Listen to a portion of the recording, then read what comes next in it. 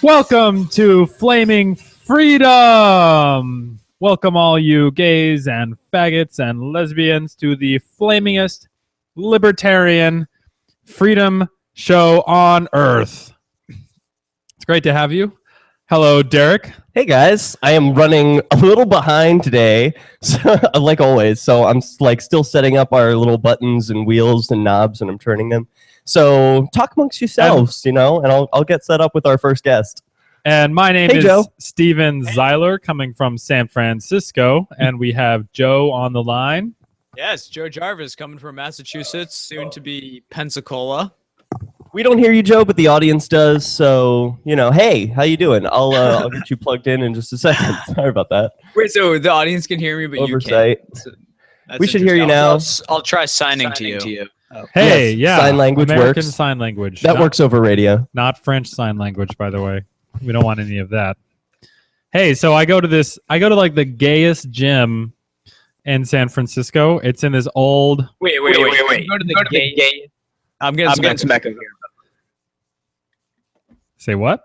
Sorry, I'm getting some echo in my... All right, sorry. You go to the gayest gym in San Francisco? What does that entail? It's like 80% really hot gay guys that go there. And it's in this old, like, temple-like stock exchange building. Super cool. The showers and the sauna.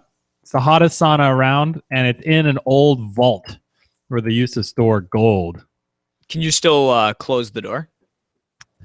No, you cannot. That's good. I think that's a good thing. Wait, but I'm still a little confused. What makes it the gayest gym in San Francisco? Well, it's just full of gay people. But I would imagine a lot of gyms in San Francisco are full of gay people. Well, okay, maybe it's the sexiest, gayest gym. Okay, so you're rating it on the level of the looks of the patrons of the gym, not so much on the level of gay. It may also be the gayest gym.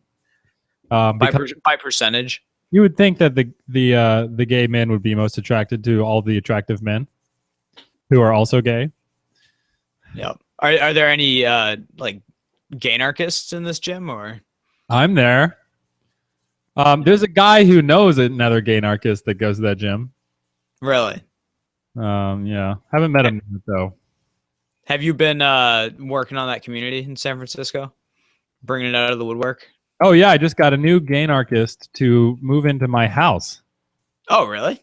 Yeah, so we're taking over. We have 40%, one more, and the other 60% is going to fall to Gaynarchy.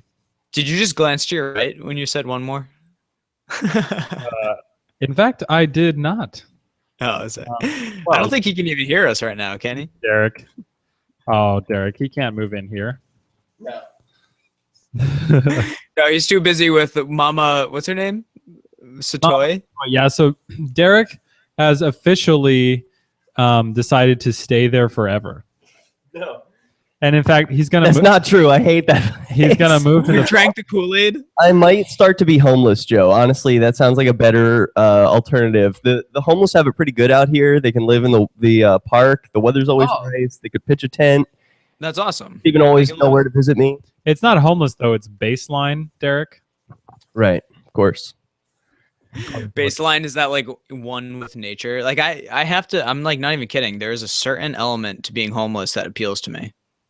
Yeah, there's a lot of freedom in that. There are about reportedly 600 homeless people in my neighborhood who live here and have for decades. This is their home. They're not homeless. They're not homeless. They just don't live in a building. That's awesome. I like their. Why is that? Or do they cause many problems, or is it more of just they're in the community thing? For some people, they cause aesthetic problems, but I think that's probably about it. So it's not any sort of aggression problems. It's more just No, and most well, there's a little bit of that, but most of them actually provide more benefits than problems because they're dealing all kinds of great drugs on the streets. Oh, well, it's a service. Yeah, they're vendors. They live at their store, which is on the sidewalk. Hey, speaking of vendors, we're joined by Christopher David, and he vends a service you may know as Uber. It's very popular around here in San Francisco. And it's not very popular in Portsmouth, New Hampshire, my old home. Well, why is that, Christopher? Hey, folks. Can you hear me okay? We hear you. Hello.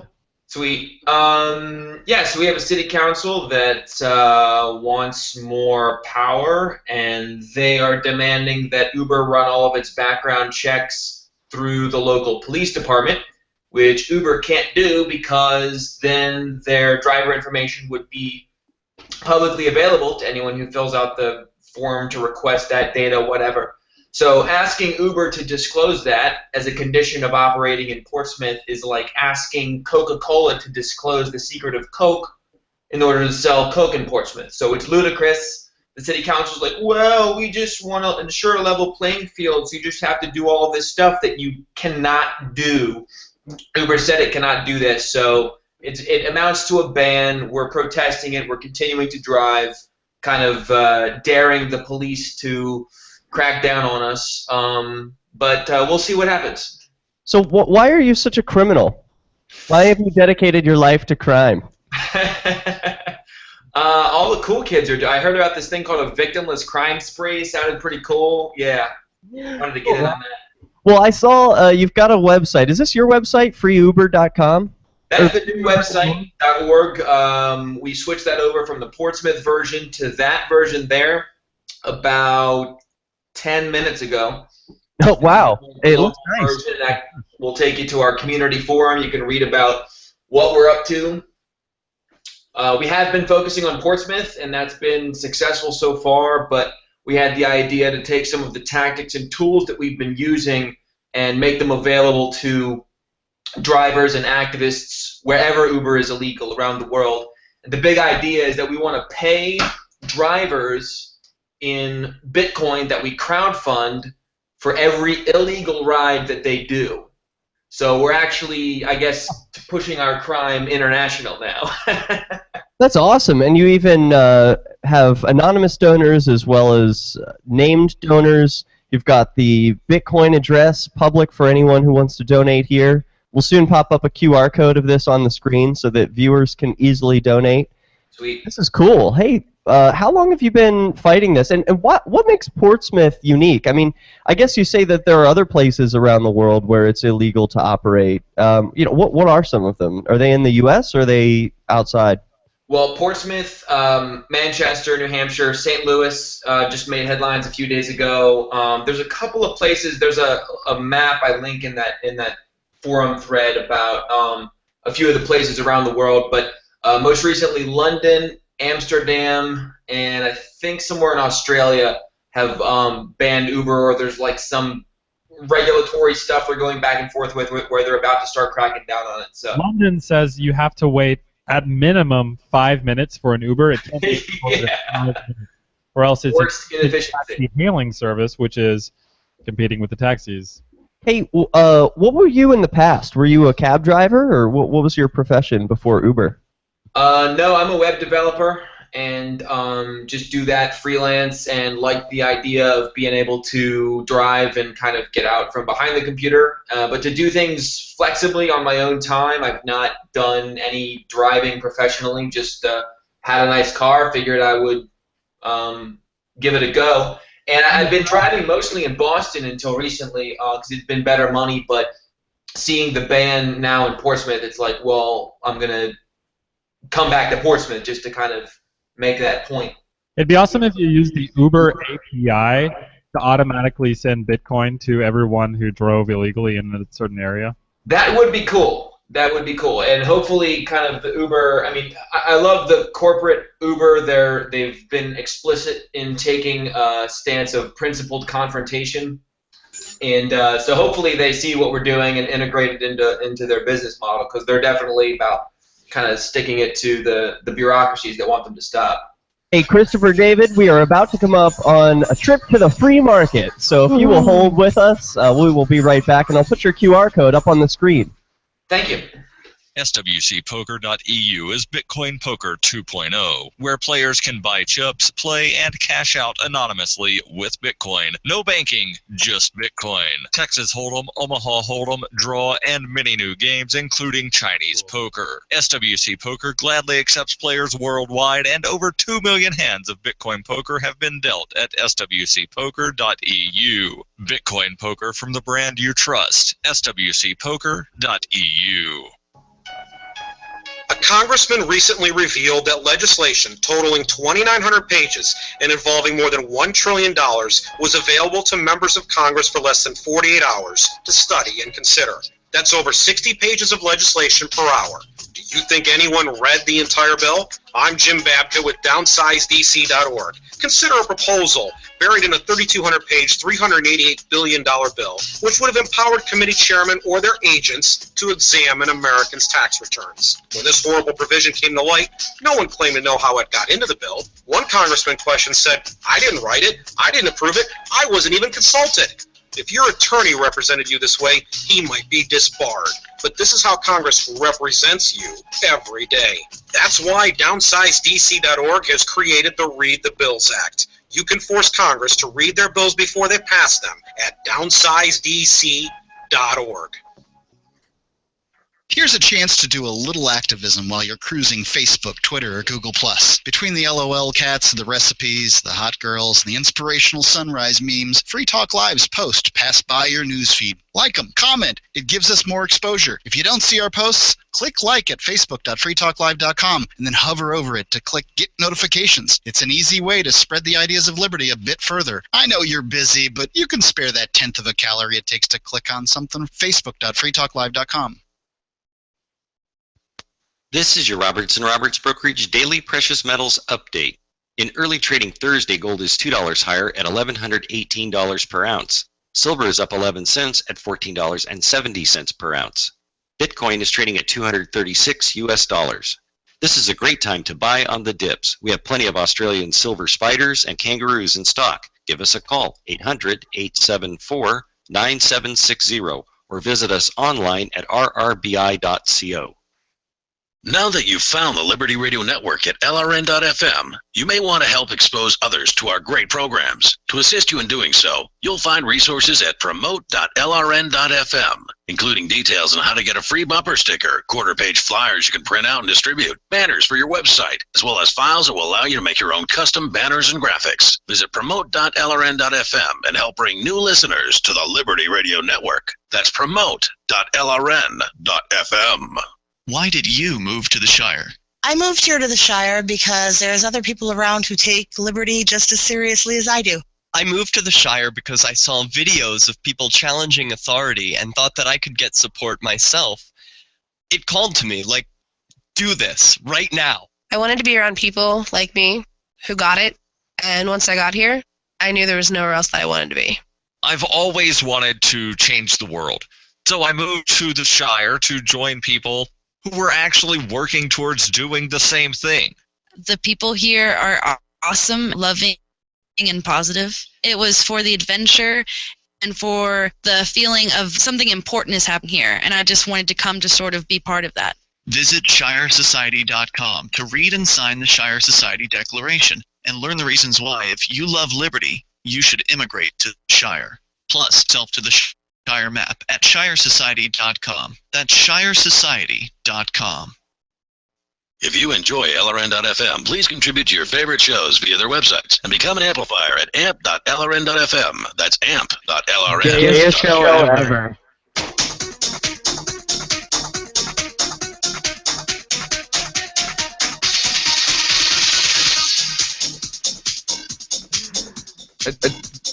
Do you guys know what's coming back?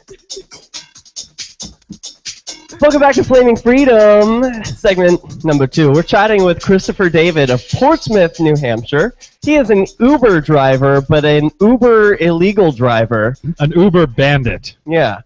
What do you call yourself? I mean, is there a fun little name for your crime spree that you're on here? Ian Freeman's been calling me illegal Uber driver, Christopher David, so I like that. That's cool. Are you going to be speaking at Keenvention? Yes, Saturday night. On what panel? The keynote on Saturday. Oh, really? Ooh. Wow, cool. That's awesome. No pressure. Yeah, really. You have like rocketed, catapulted into the scene. I had never heard of you before this. How long have you been living in New Hampshire? About a year. Just kind of laying low in Portsmouth. My girlfriend, now fiance, we're expecting a child in November, so doing a family thing. Congratulations. But thank you. Gotta make some time to overthrow the state. Make sure that my child doesn't have to grow up under this BS. Yeah, so is it the taxis that are so opposed to you, or is it just the statists that want to control stuff? The taxis put a significant amount of pressure on the city council, and there's some, like, the main person on the city council who architected the ordinance is a former taxi person. It's just like a lot of taxi government back scratching. I'd say it's about half and half. What's this picture about? I see on our screen it says, Uber driver ignores Portsmouth law, and it's you standing there with some signs and some other guy with signs. What are you doing with that? Yeah, that's other Free Stater and Uber driver, Dennis. We flyered downtown Portsmouth. That was day one. We put 100 of those flyers up around Portsmouth, and since have done about 250 flyers, like 6 different versions of flyers, just highlighting different driver stories of bad experiences that people have had since the ban has gone into effect. We've put up the city councilors' contact information, and it's been pretty remarkable as we've gone around putting up these flyers. Like, a lot of people would make positive comments. Some people would come up and ask us for their own copy of the flyer. Some people didn't know what the issue was until we told them, but the response has been universally positive. We've had not one single comment, anything other than positive, to us in person. There have been a few internet commenters, but everyone in person, everyone that we talk to, supports us on this issue. So I think it's only a matter of time before this gets overturned. It's just a question of whether it's going to be overturned or changed before or after there's a police crackdown on drivers. What's this photo that we're seeing now? Portsmouth driver happily ignores Portsmouth law. Yeah, that was the first top story of our local paper, the Portsmouth Herald. And the next day's paper featured a lawsuit that's about to be filed by another Free Stater, Brandon Ross.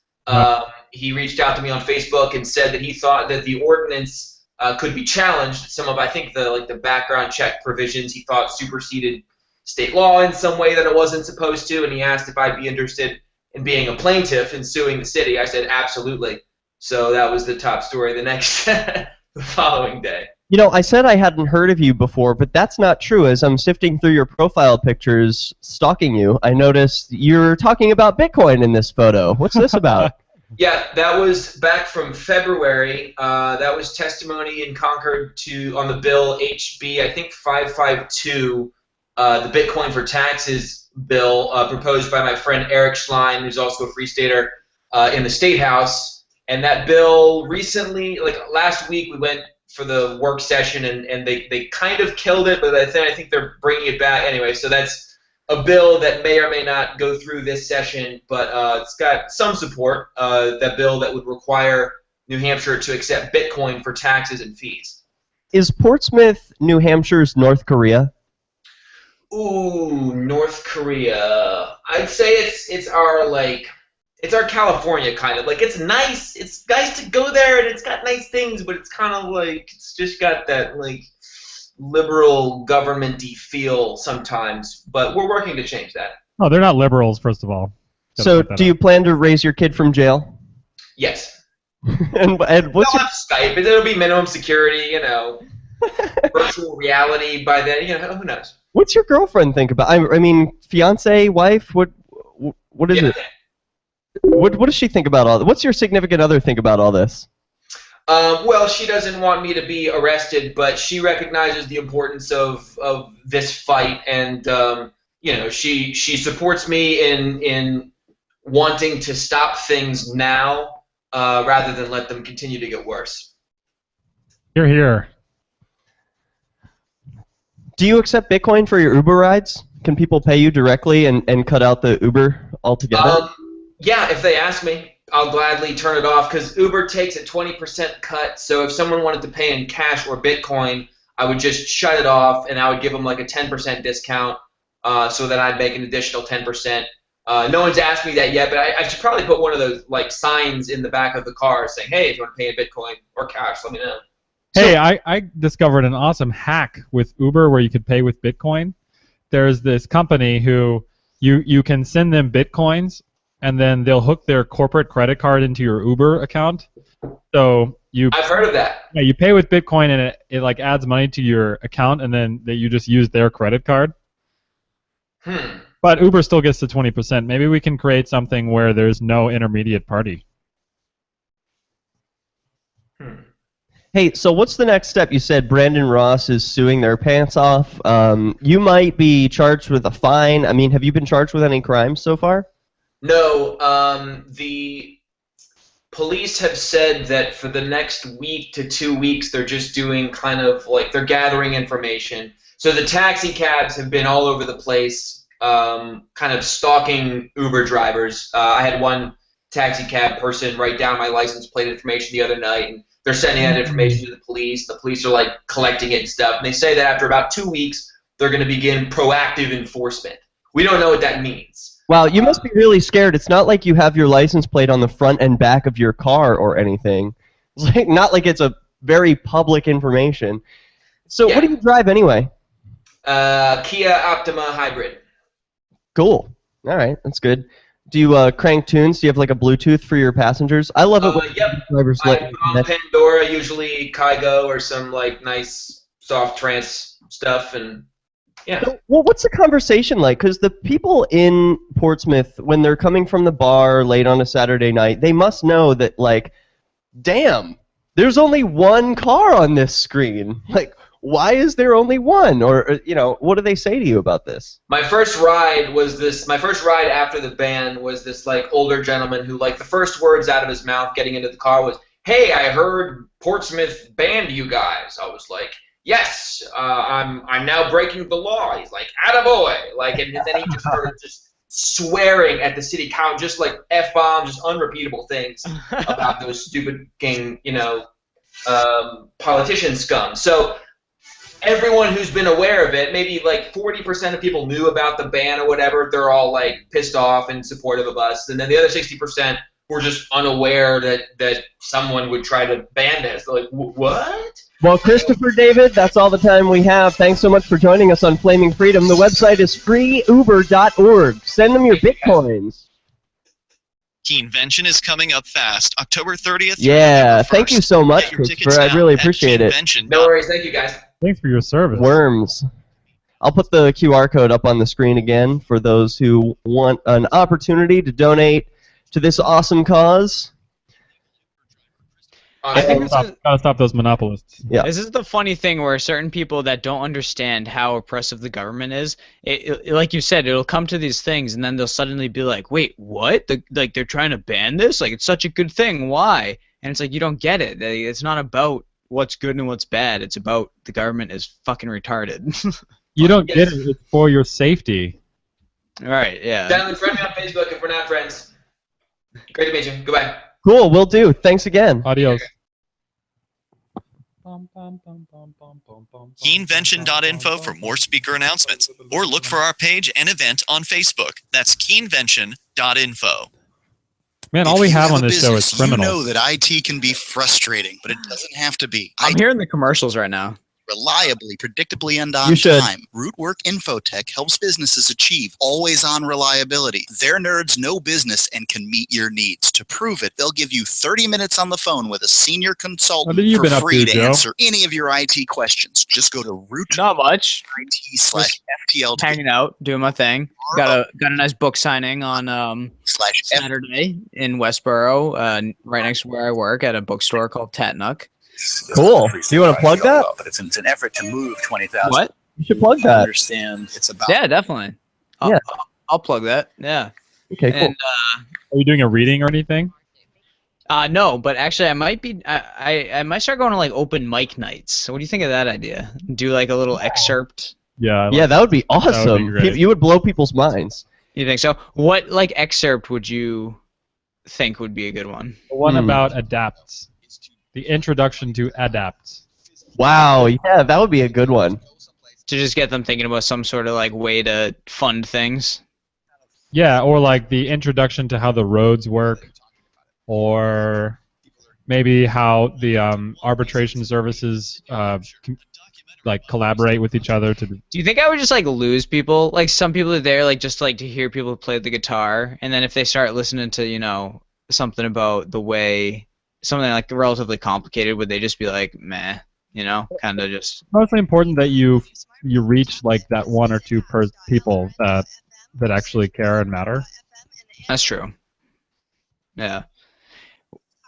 So, would you think it would be less effective in whatever way to do the scene where they kind of like plot in the restaurant, like the Drake and Barry kind of plot to do what they're going to do with the government?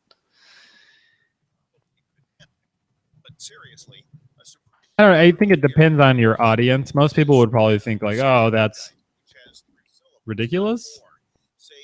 Yeah, like why would they? Oh, because they wouldn't understand like the setup, or yeah, maybe if they didn't understand the setup there, because it does require some background. But then again, like if they've seen, I don't know, 9/11, they probably understand the setup. That's true.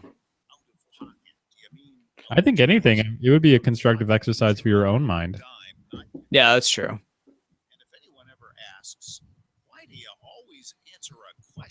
Yeah, Chase's computer just froze. So if you could talk about your book and book signing for a moment, that would be a good lead-in because he wrote a book. It's but it'll be like author, the author hour. This isn't check. No way, this is the guy. I just bought his book. Yeah, cool. Yeah, soon the book that we're talking about is A Spontaneous Order: The Capitalist Case for a Stateless Society by Chase Rachels, and we will be joined by him momentarily. But first, one of our own, host Joe Jarvis, has a special announcement for us, the audience. We can go see him. Yes, if you want to get a signed copy of my book and you live relatively close, maybe make a road trip. I think maybe 10 hours is probably close enough to Westboro, Massachusetts, at Tatnuck this Saturday. I'll be signing books from 12 to 2, so you could come and see me and grab a signed copy for just $10. And I do accept Bitcoin, so that's always a plus. There might be pie. There might be pie. Actually, there is a cafe at this place, Tatnuck, and they do serve pie. And it's actually, see, I was gonna lie. I was gonna say it's quite delicious, but I've never gotten their pie. I've gotten their sandwiches though. Well, it's pie, so you can assume. Yeah, it's delicious. Have you done these book signings before? I mean, no, I really haven't. I set one up at a public library, but I should have known it's a public library, so nobody goes there. So I got like one. I got like free books. Yeah, exactly. I got one person, so that was exciting. Cool. What did they say? It was actually somebody that I'm Facebook friends with, so they kind of saw it on Facebook and were like, "Oh, I'll come by and grab it," because they were like, "Oh, I'd been meaning to order it online." So I think that's pretty awesome. But I'm hoping like this is at a. Sorry. Yeah, this is at a. No, this is at a bookstore, so I'm just hoping that people go there to buy versus, like you said, you go to a public library and you're not looking to spend money. So yeah, it's one of those things. But actually right now the ebook is free right now. Go to Amazon.com. The ebook is free right now. That's because it's banned books week, right? Exactly. So just to make sure everybody has access, go download the ebook to Anarchy in New England by Joe Jarvis, because it is free right now. There's no downside, even if you never read it. I mean, it'll just be sitting there waiting. So if you go to joejarvis.me or just search Anarchy in New England, it's the first search result that pops up. Here is where you can get your own copy. You can buy it at Amazon, which I prefer. I mean, ebooks are cool and everything, but like having an actual book that you can crack the spine and smell the pages, and Yes, you right know, here. that makes it all different. That makes it all better. Oh, nice! You've got one on the screen. Yeah, got it right there. So it's real. It's real. How long did it take you to write? I mean, you were a writer. You're a regular blogger. You would post your thoughts, but you jumped from the realm of nonfiction into fiction. So what was that transition like, and how long did it take you to write this book? Well, it was actually like going back to the beginning of the book. It was really bad at first. So I definitely learned a lot throughout the like 70,000 words of writing. And then I went back to the beginning and redid it. So, that was an interesting thing. I was very used to writing, so things kind of flowed, but the whole fiction thing was very new to me. So at first it seems easy, like, oh, I'll just sit here and make stuff up. But then it's kind of became a puzzle because like you have to make sure if things fit. It has to be like you have to construct a world so it's not just like some incoherent like, oh, and then this happens and they jump over a rainbow. It's like it has to make sense. So you have to like figure things out in a certain sense. So it was fun. It was fun like that, but definitely took some effort. And in all, I think I worked on it for about a year. And I'm working on others. Like I'm excited about what I'm working on right now. And I don't want to say too much because there's kind of like a, like a surprise in it. And it's going to be like a little bit shorter, kind of a quick read. But just think like, what if America was really North Korea and we were so brainwashed that we didn't even know it? Whoa, trippy. Oh, I did man. ask about Portsmouth being North Korea. I saw your face. Right. Don't give anything away. What if America was really Florida? No, I was gonna say homeless people in Pensacola, they have the same deal as San Francisco. They can live in the 9 acres funded by Bitcoin. Oh well, that's private. That's private acreage. Out here, it's actually public property, and I'm not even sure it's government property. It's like just public. Anyone Interesting. can be there. What's the difference between public and government property? Well, I guess public is free for anyone to use, and it can't be owned by anyone, whereas government property is just owned by the government, and they can prevent others from using it. I was under the impression that essentially all public property in a city would be owned by the government. Well, if it's truly public, then the government itself can't prevent others from using it because they don't own it at all. So it's really not public property per se, it's public land. How about that? Hey, this guest that we're about to have you read his book? You said you have it. No, I haven't read his book, but I ordered it. Well, what made you order it? I was ordering a bunch of anarchist books. Did it like pop up on the side on Amazon like, hey, others who bought this book also bought? No, I think it was like Cody Wilson or someone recommended it. Really? Yeah, or there's a whole That's list. a hell of an endorsement. And look, he's got 5 stars on this. All reviews are 5 stars. I think it was on Twitter. That's 25 reviews. Wow. Yeah, pretty good. The book is A Spontaneous Order, The Capitalist Case for a Stateless Society. And I have not read it yet, but I'm looking forward to it. Chase has this is a completely different type of book than Anarchy in New England because it's nonfiction. I think what I do know about it is that Chase's style in writing on his blog is that he talks like explaining why anarchy works, sort of like how Rothbard would write in the way of like, hey, I'm going to explain some stuff to you, like a professor. It's not a story. So it's a completely different type of book. And I'm hoping he will join us soon. I don't know if we're like chatting.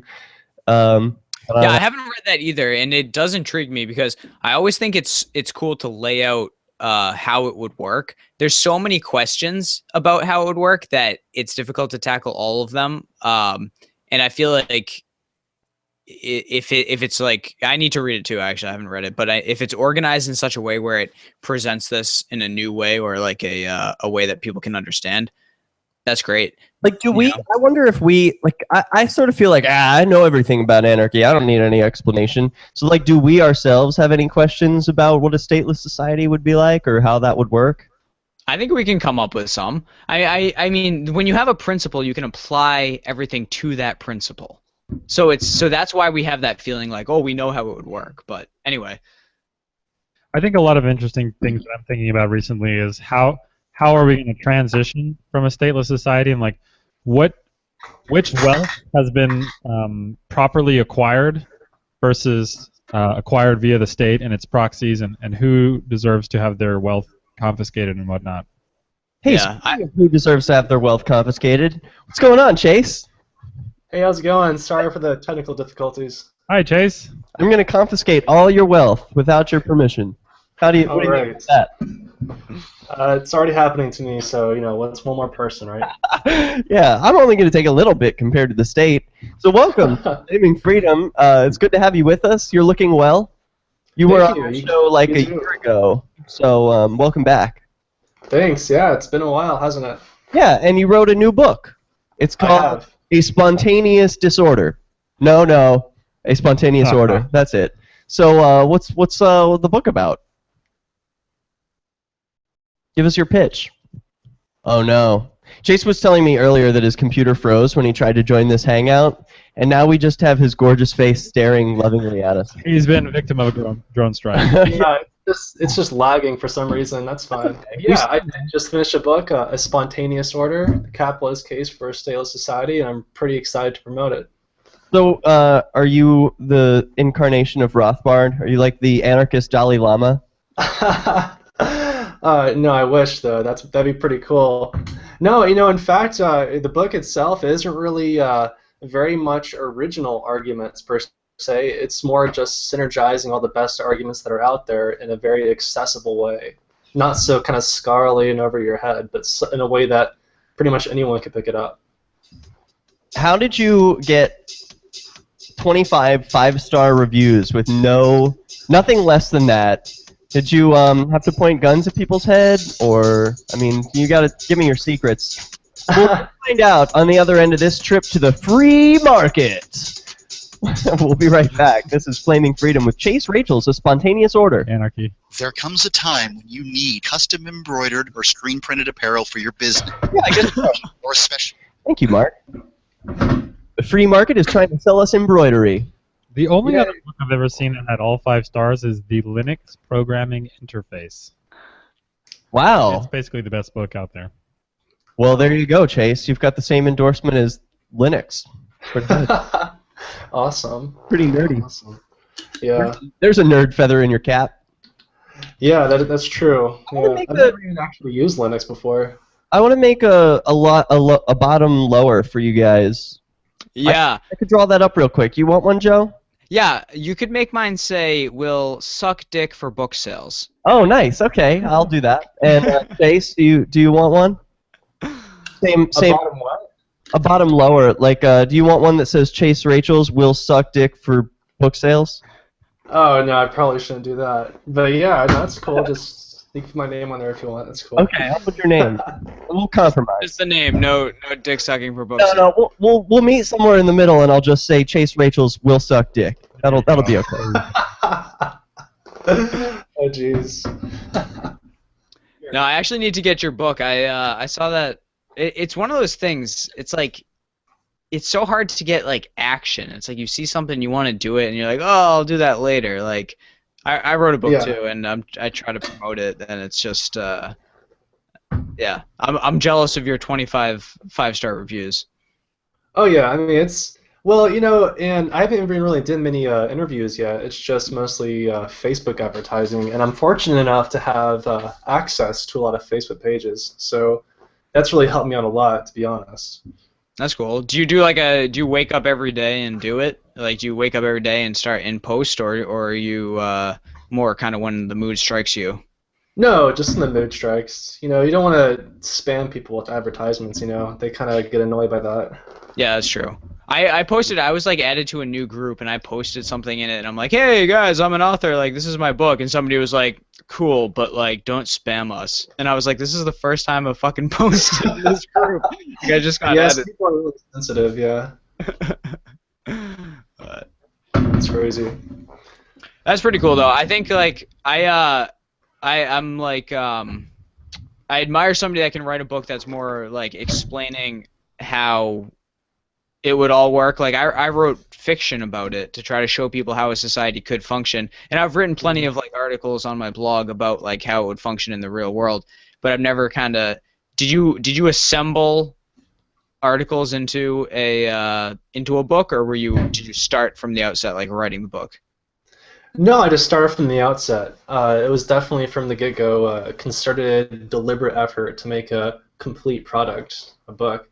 Because, no other book like it really exists, because you'll have a book that's maybe detailing one subject or the other, and you have to go to like a bunch of different sources just to get some information on one thing, like how the roads be handled, or what about the environment. So back when I was really getting into this, I was like, I wish there was just one book that had it all, just like a big reference guide. And because it didn't exist, I figured maybe I can go ahead and put it out there. So Yeah, I have a couple questions, but I want to save them until we're back on. So Yeah, don't blow your load. Okay. Yeah, I had enough time to make the cover for Joe, but if you're able to join us for another segment, Chase, I'll be able to make one for you in the long break. Yeah, I'll probably join another segment since I came in a little bit late. Cool. All right, rad. Hey, Joe, I'm going to email that overlay to you. Do you know how to add it? Yeah, you know how to do it. It's in the same section as the other overlay. If you email it to me, can I just add it from here? Yeah. Facebook.lrn.fm. That's Facebook.lrn.fm.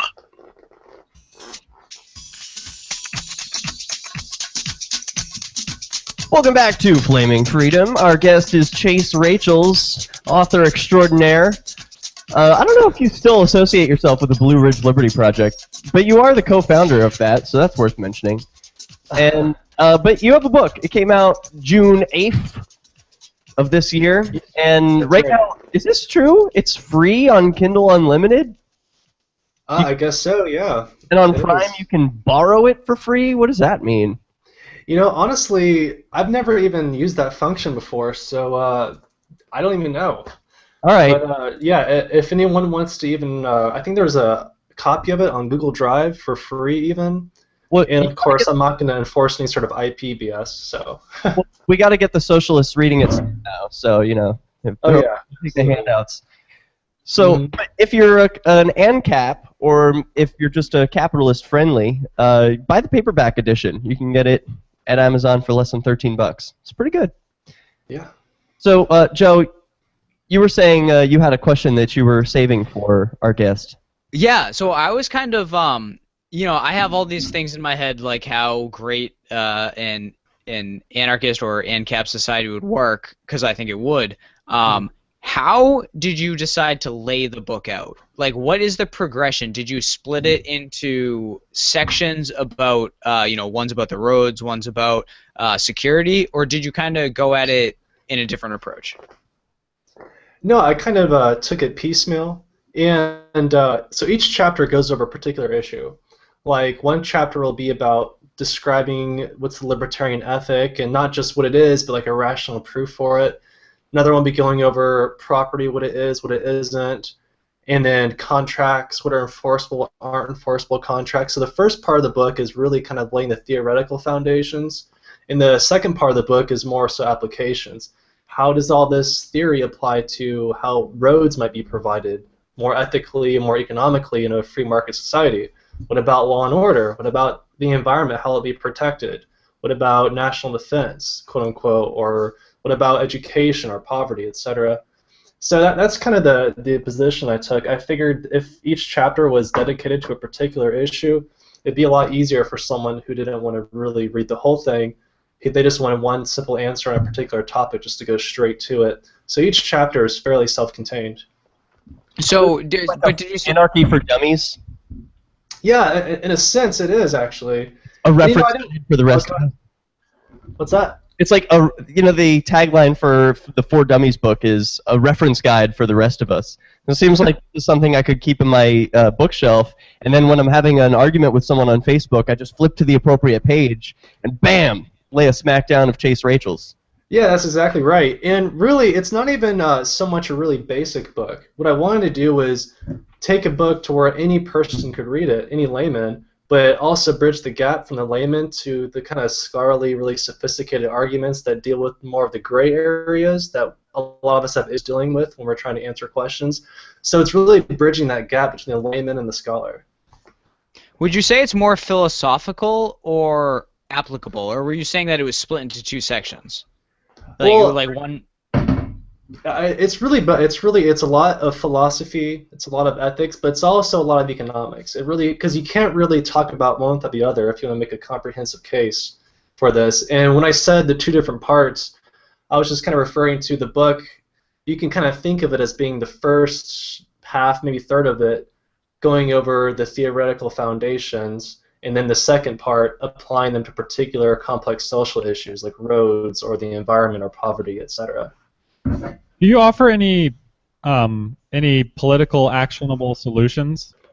Yeah, in fact, the last chapter is called Getting There, and it goes over what I feel to be the most effective tactics of hastening the collapse of the state and bringing in a free market society instead. Can you give me like one really good one that I can work on? That you could work on? Well, I mean, the five I listed there, I'll go over real quick, is agorism, counter-economics, then education outreach, peaceful parenting, and forming free communities, and hacktivism. And I think those five are pretty much cover the gamut of what I feel to be the most effective. Can you elaborate on hacktivism? What is that? It's basically just using any sort of hacking skills to deny government surveillance or to maintain internet infrastructure, or even like keeping up Pirate Bay, for instance. You know, they keep trying to shut that down, or maybe the Silk Road, they want to keep trying to bring it back up even though they put Ross in jail. So pretty much just anything you want to do with a computer that's kind of against the government's wishes. Yeah. You advocate for peaceful parenting, and you put your money where your mouth is. You are a peaceful parent. How's that going? It's awesome. You know, it's really challenging, but it's also the most fulfilling thing I've ever done. So it's definitely a learning experience, and I look forward to it every day. How old's your kid now? 12? 13? Yeah, he's actually 15 months in 2 days, so he's actually getting pretty big. Congratulations. Yeah, thanks. What challenge is there to be a peaceful parent? You really haven't met the difficulties yet. I mean, the teenage years are when peaceful parenting actually is a thing, right? Where you have to kick the kid out of the house at age 12 or 13. Say, you're on your own now.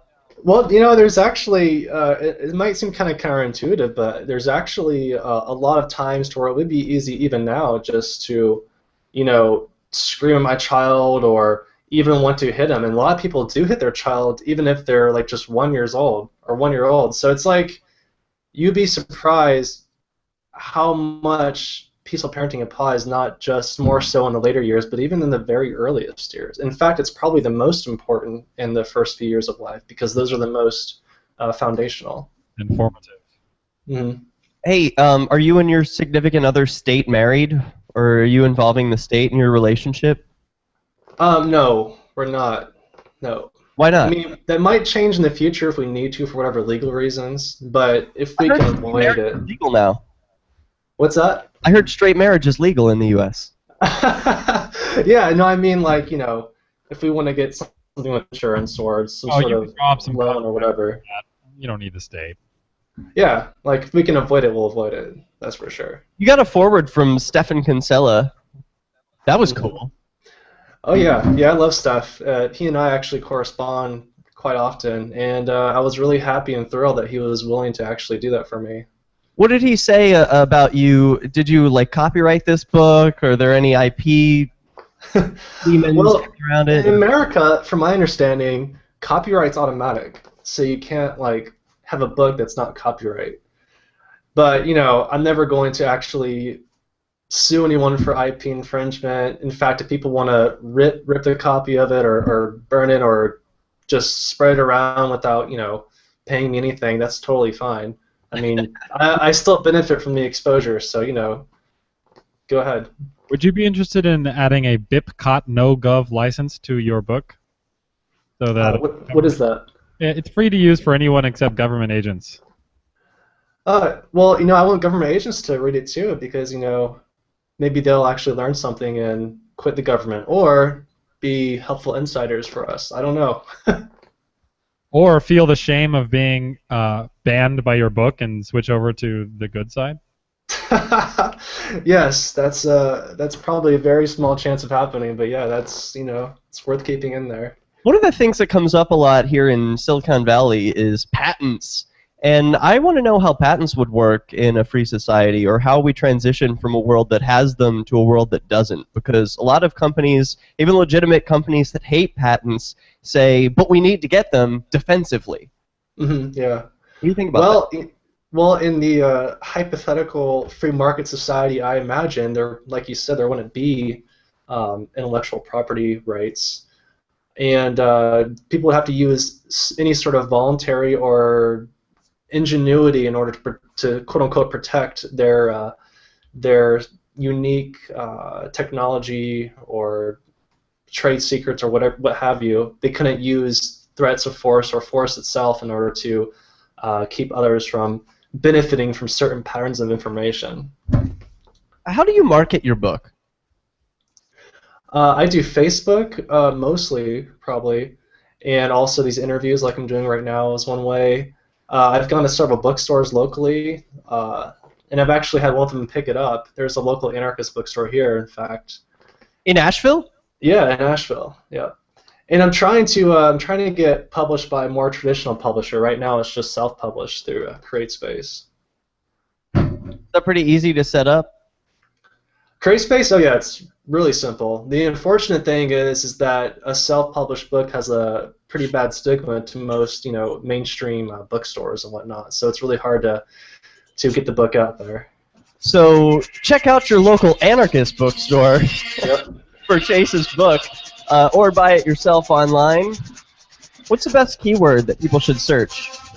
A spontaneous order, or anarcho-capitalism, or stateless society. It's like the first or the second one from the top in each of those. We'll be right back. This is Flaming Freedom. Are you getting squeezed by the economic downturn? I'm getting squeezed. Can you tell me how to make this custom overlay come over here? Yeah, so you should save it to your desktop or somewhere that you can easily find it. Yeah. And then when you scroll your mouse over the screen, some buttons on the left side should appear, and one of them is like a little toolbox with a wrench. Yeah. Click that. I'm in there. Like you want to hit like custom overlay and choose the photo, right? Yep, exactly. And then there's a little switch on the side that says on or off, and then just on. Yeah. What is there like different formats I can save it in from the email? PNG is the best one because it's got this little see how it's sort of see-through. Yeah. I don't know why it doesn't like. Oh, we lost Joe. It really didn't like that, huh? Oh no. So how are you liking your new home? I love it. Well, my home exactly kind of sucks because I'm living in this cult house, Chase. Like, these people are... The guy who owns it is a serious authoritarian. Oh, shit. Yeah, I know. It's horrible in that sense, but he's, really friendly and nice. It's just he's an authoritarian about weird things, like you have to make your bed every day, and there's an inspection... And it's like, I do make my bed, but I don't like the idea of there being an inspection. There's a daily questionnaire that you have to fill out online, and then confirm it in an Excel spreadsheet. I know, it's so bizarre. But yeah, it's really weird. Benevolent dictator. Other than that, if you can believe it, that's all worth it to live here. So I will do anything. I'm like, yeah, okay. I honestly thought I would have to suck this guy's dick. I thought it was he is gay. He's pretty cute. But and he calls himself Mama Satoy. So if anyone wants to look this up, search Mama Satoy cult. There might be some. Unfortunately, so many most queer people are just super statists. I don't know. I hate that. I just unplugged my headphones. So many queer people. What? I said, unfortunately, most queer people are super statists because they feel like in order to have the civil liberties, they have to take in the socialism as a package deal for some reason. I don't know why. Yeah, he was he was really mad. He was telling, yeah, nice. I like that. Yeah, there we go. Looks good, right? Yeah, I think that looks great. All right, I'm going to go grab some more food and beer, and I'll be back. Okay, enjoy. You've got 5-6 minutes. All right, good. So, oh, and Chase, I sent you one, too, if you want. I sent you an overlay. Oh, how do you do it? Well, check your email and then download the attachment. It's just a PNG, a little, what is it called? Image? I don't know what does PNG stand for. Ping. It's a ping, and ping. And then you save it to somewhere you can easily find it, like your desktop. And then scroll over the video part of this screen, and you'll see a little list of buttons appear on the left. One of the toolbox with the wrench. Click that, and then a new box will appear on the right. And there's a space that says Custom Overlay. Yeah, don't my legs feel nice? Yeah, we waxed them yesterday. They feel great. They're like 50% waxed. Yeah, sorry. We didn't finish. So then click the Custom Overlay button and find it on your desktop or wherever you saved it, and then click On. Jeez. My email's not even opening up. I think the Hangout's taking all my bandwidth here. Yeah. Shit. It's okay. Yeah, it sucks. I only have DSL out here. They don't work out here. It's not essential. You know, if you can get it, you've got 4 minutes before we come back. Oh, that's a long break. Yeah, and this is the trip where we really give people the opportunity to visit the free market and go see your book. Actually, yeah, I should do that. I should put that up on the screen during the commercials. So yeah, take a break, get yourself some water. People who are listening and watching at home, go buy this book right now. You know where it is. And there's no excuse not to get it, because look, there's a free version. You can borrow it for free. I think they have to like sign up for some sort of thing. Like it's like a monthly subscription for that unlimited thing. I thought that was I'm actually not sure how it works. That's your way of teaching them economics, that nothing is free. There you go. Yep. All right, I will be right back. I gotta get myself some water. Boom. Awesome. Boom.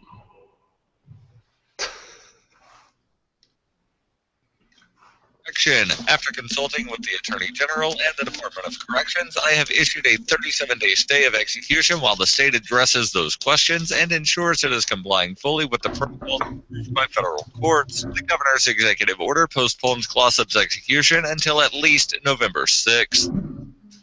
For over 35 years, Roberts & Roberts has been a trusted source for buying and selling your investment-grade precious metals. They also take Bitcoin for precious metal purchases and permanently removed the minimum purchase order for all orders paid in the digital currency. Call Roberts & Roberts today for knowledgeable advice on investing and a forward-thinking approach to new technologies. 850-478-5270 or online at rrbi.co. Reports ending weeks of infighting. The U.S. Congress on Wednesday voted to avert a government shutdown just hours before a midnight deadline, passing a stopgap measure to extend funding for federal agencies until December 11th. The House of Representatives relied heavily on Democrats to secure passage in a 277 to 151 vote. A large majority of Republicans voted against the measure, which did not meet conservative demands to cut off money to women's health care provider Planned Parenthood amid an abortion controversy. Obama welcomed the news with a tinge of sarcasm in remarks to a group of progressive state legislators in Washington. Obama said, "The good news is that it looks like the Republicans will just barely avoid shutting down the government for the second time in 2 years. That's a somewhat low bar, but we should celebrate where we can. The bad news is it looks like the Republicans will just barely avoid shutting down the government again for the second time in 2 years." Earlier in the day, by a vote of 78 to 20, the Senate approved the legislation that was needed to keep the government running at current levels with the start of the new fiscal year on Thursday. This has been FPP Radio News, online at fppradio.com. It's the Onion Radio News. Raccoon leaders call for the loosening of garbage can lids. This is Doyle Redland reporting. In a 4 a.m. speech at the group's annual Washington, D.C. convention this morning, North American Raccoon Federation President Bristletail called upon homeowners to loosen the lids of their garbage cans, providing the ring-tailed mammals with greater access to discarded food scraps during nocturnal scavenging. Every time you seal a standard 30-gallon garbage can, as many as 6 raccoons are forced to go without their necessary daily supply of congealed baked beans, rancid cottage cheese chunks, and moldy cantaloupe rinds. The 26-pound varmint closed his speech with a stern warning that without raccoons, possums could take over the world.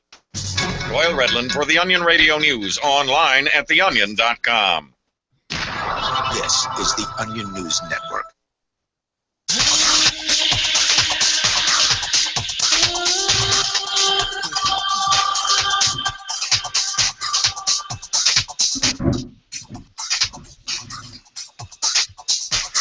Welcome back to Flaming Freedom.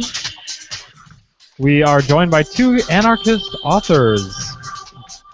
Just one at the moment. One anarchist author. The CIA went and took Joe away. Chase, I had some questions. So, a lot of industries these days are like state-run or get a lot of benefits from the state.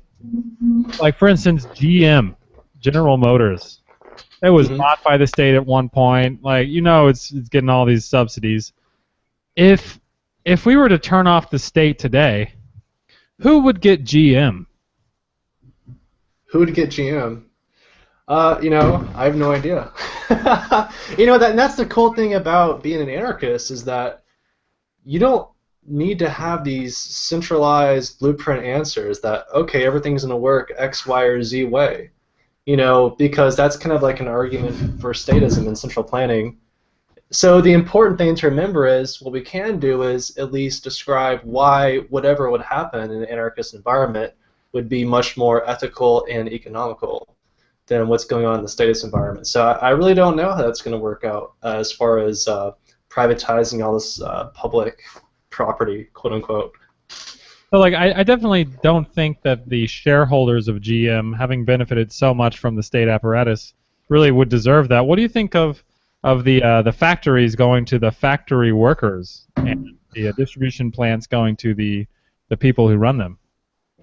I think that's one possible way that could happen. I think another thing to consider is that public properties such as GM may be distributed to the taxpayers in proportion to how much taxes they've actually had to pay.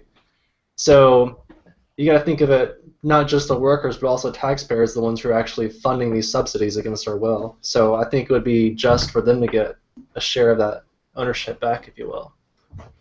Well, if the workers have been basically homesteading this General Motors plant for the last few decades, sure, it'd be their rightful property. To distribute that to the taxpayers would still be stealing from one group to give to another. Well, that's an interesting point. However, if it really was subsidized and bailed out, as you said, then the workers wouldn't even have a place to work at if it weren't for those quote-unquote bailouts, which came from the taxpayers. So that's where you get in kind of these little gray areas. It's a little more murky. It's not quite as obvious as who should get it or binary. Maybe they both get some shares. I don't know. Okay, so because the workers were being paid by the state, essentially they're basically state agents, and they may not be homesteading that factory. Yeah, that could be the case, sure. So again, that's a really those are the kind of gray area situations that you want a market for, that you want some sort of decentralized polycentric legal system to take care of, because those are things which aren't just immediately obvious. What's the freest market that exists today? Like, what's the closest thing that we have to the capital free market society of the future that you envision? Well, it's funny you asked that. I think it's Hong Kong right now is the freest market in the world, and that's actually a picture of Hong Kong in the cover of my book. So that's why I put it up there. Yeah, I noticed that. You got it spot on with Hong Kong on the cover. Yep. Ooh, we can look inside. Boom. I love Hong Kong too. There's protesters are they're protesting against the CEO of Hong Kong. There's a CEO It's there? not even like the governor or anything. It's the CEO of Hong Kong. I didn't know they had a CEO for Hong Kong. That's strange. They're all they're like, we want democracy, not a CEO. Interesting. Wow. They should stick with the CEO. Oh yeah, I agree. It's better than democracy. Right. So is he fired? Who fires the CEO? Yeah, that's strange. I've never heard of that. I have to look into that. If you own property, maybe you're a stockholder. That would be kind of cool, right? What if you own property, you're a stockholder, and then you could fire the CEO because you're a stockholder? Kind of like democracy, but better. Yeah. Mm-hmm. I like that if cities were corporations that were owned, the shares were owned by the landholders. Well, in my book, I actually talk about a whole chapter dedicated to the corporation. And CEOs aren't just, these greedy and lazy, incompetent people we make them out to be all the time. They actually have a lot of checks and balances to actually keep performing and not taking advantage of company resources. So, I mean, being a CEO isn't like being the king or being the president. Like it's I just a position. I saw one of those memes that was trying to like shame. I can't remember exact. I think it was the company Oreos got moved to be made in Mexico instead of in the United States, and the CEO apparently makes $21 million a year. So this meme was like, oh, she makes $21 million a year, and she just moved 600 like good-paying jobs out of the United States. So I did the math real quick. She definitely saved her entire salary and then some with that one move. And that probably was not her only thing that she did that year. So, like, people like look at these large salaries for CEOs, and it's like if you're a good CEO, you deserve that money. You might be saving or making the company vast amounts more than that, and what you're getting paid for. It's easy to sit there on Facebook and say, oh, it's easy, the corporations are so greedy, like this is how much the raw materials cost, so this is how much the product should cost. But they're not seeing what's going into that, and they don't see the value of organizing. And yeah, that's my rant. Counter headline: CEO creates thousands of jobs in poverty-stricken Mexico. There you go. So I'm curious about the world of punishment. There was a girl I just posted to the Gaynarchists group who falsely claimed rape and could have put another man in a lot of danger, and she's got her mugshot. She looks miserable. That might be punishment enough, but I'm wondering what sort of punishment you think people like this would get. And also agents of the state. I mean, once there's a anarchist society, presumably there's going to be people who used to work for the state, maybe the Air Force. How many spankings should they get? Well, things like slander or libel, they're not actually crimes in the libertarian sense. So just the mere act of falsely accusing someone of rape in itself isn't really a crime. However, if they were like to take this guy to some sort of adjudication to try him to see if he is, then it's turned out that he's innocent, well, then they're going to have to pay some restitution for his time and inconvenience of having to go out of his way, go to court, having to go through the process of proving his innocence, etc. So so basically the end goal is here, or the point is that just libel and slander in itself isn't actually a quote-unquote crime. Right. So this is a primarily gay, LGBT-focused show, and we are broadcasting in San Francisco. So I'm wondering if you can speak to the LGBT audience about why our lives would be better in a spontaneous order. Oh, I think everyone's life would be better. It doesn't matter, what your orientation is or what your culture is, and that's just because that a free society or a free market society is that society which allows for the widest range of possible opportunities and options for how to live your life. And many people can live many different, seemingly mutually exclusive lives and coexist peacefully. I mean, for instance, you can have voluntary communes and you can have totally capitalist, monetary-based economies. It doesn't matter as long as everyone is following the NAP. That's the prime deal. So if it's peaceful, it's kosher. And I think that is what's really going to produce a lot of harmony and get rid of a lot of tension between different people, different cultures and orientations, etc. You've written other books, right? What real quick, can you rattle some of those off? No, this is actually my first book I've written. Your I've first done YouTube videos. What was your other thing? Didn't you have My what? I don't know. What was your other thing? Didn't you produce material like this in the past? Yeah, I made YouTube videos that were similar. And that's kind of what gave me the idea to go ahead and make a book out of it. Because I would do like one topic on a YouTube video that was similar to like covering just the whole range of environmental issues or poverty or whatever. Okay, so hardest question for last. Boxers, briefs, or thong? Or commando? Or thong? I think boxer briefs. Is that on the options? No, that was not an option, so you have to go commando. Oh, geez. Probably briefs then, I would have to go with. I know it's not a popular choice, but I like the security. That's a lot of constraint for a man who wants freedom. Well, I appreciate your time, Chase. Rachel's, the book is A Spontaneous Order. Thank you. Thank you. Cool. So we just played out. I forgot to raise the outro music out, but we are on a commercial break. Thank you so much for your time, Chase. I really appreciate you joining us tonight. Yeah, thanks for having me. I really appreciate that, too. Yeah, it was a lot of fun. You have a lot of good answers, and I look forward to buying a paperback of your book. I don't want Yay! I don't want any of that digital stuff. Give me the real stuff.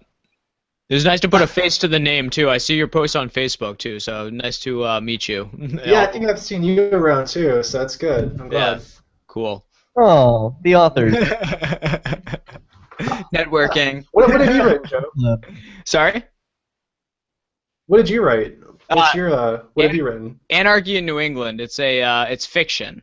So it's a story about 2115 New England, and it's all anarchist and what happens when a guy tries to take over and form a government. Because that's the worst thing that can happen, really right? Cool. That's what everybody says. Yeah. The worst thing. What if somebody tries to take over? It's like, well, we need to have someone take over now, because if we don't, then they might take over later. Exactly. So asinine. Right? That's cool, man. I'll have to check that out. That's interesting. Absolutely. Thanks. Yeah, I'm gonna check I really yours think out. I think we should do more novels like that, because I think the creative works like that really get a lot more appeal than the more kind of academic works like what I produced. I mean, so many of us in the movement are left brain that we kind of fail to cater to the right brain people out there. Well, and that's that. I've heard a lot of people say, Ayn Rand brought them over to libertarianism. So that was my idea. I was like, I haven't, there's plenty of people. When you go to Porkfest and you talk to people and you meet people that Rothbard and Bastiat have brought them over. But in mainstream, I think a lot of people, it's more like, oh yeah, I read that fiction thing. Yeah. And I my main blog thing for 2 years when I started it was nonfiction. And I kind of got to a point where I was like, why do I do this every day? I get frustrated because I'm so passionate about it. I'm like angry, you know what I mean? I'm like, oh, why don't people understand this economics? Let me tell them. And so I tried to take a different approach to it. But I want to check yours out, because those things still interest me, and I know they interest a lot of other people in the movement. So definitely. I wrote it for skeptics too, not just for people already in the fold. So. And that's what I was hoping mine would do as well, kind of bring the libertarian into the anarchist side, because I wasn't sure if some people maybe wouldn't go full anarchist because they couldn't envision a society like that. Like, so many people believe in a free market, but then when it comes to the police and the military, they're like, well, but we need the government for that. And it's like, well like, let me just show you how it might work in a free market. Now, do you still think we need the government to do that? It's so obvious. Like, when it dawned on me, I was like, oh, how the hell have I not thought of this before? But oh yeah, those are my last two things too, to be honest. So I understand where they're coming from. Yeah, same here. All right, well, you guys have a good rest of the show. I'll talk to you guys later. Thanks for having me. Yeah, absolutely. Good to see you.